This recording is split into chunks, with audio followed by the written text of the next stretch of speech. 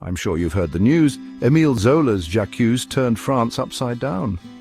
On January 13th, 1898, Émile Zola, a famous French writer, published an open letter titled J'accuse in a Paris newspaper. This letter wasn't just any ordinary rant. Zola accused the French government of anti-Semitism and wrongfully imprisoning Captain Alfred Dreyfus, a Jewish officer. J'accuse means I accuse, and Zola wasn't holding back.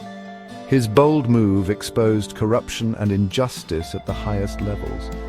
The letter was a turning point in the Dreyfus affair, sparking debates and protests across France. Zola's courage helped pave the way for truth and justice.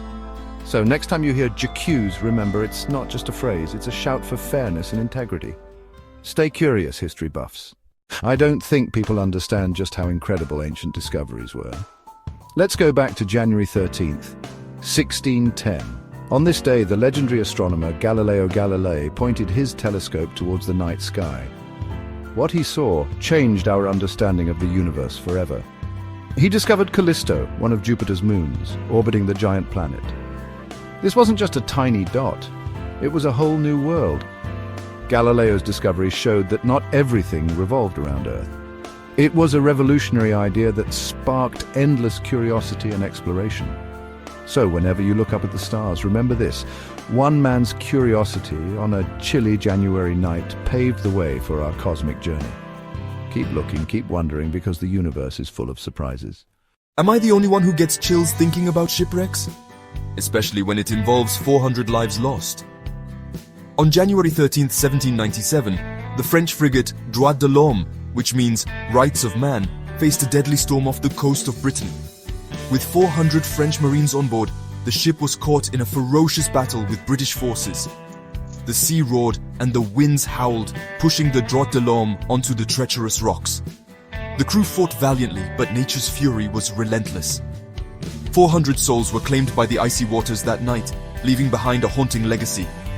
This shipwreck remains a somber reminder of the perils faced at sea and the fragility of life. So next time you think history is dry, remember the Droits de l'Homme and its tragic end. There's always a story beneath the surface. You need to hear this if you're a history buff. January 13th, 1129, on this day, the Council of Troyes convened. The goal? To formally recognize the Knights Templar. This council brought together religious leaders to endorse a new military order. The Templars were tasked with protecting pilgrims traveling to the Holy Land. With the Church's blessing, they became one of the most powerful and wealthy groups of the Middle Ages. Their distinctive white mantles with red crosses became symbols of bravery and devotion. From humble beginnings, the Templars' influence grew, shaping the course of history. So next time you see a Templar reference, remember January 13th, 1129, the day it all began.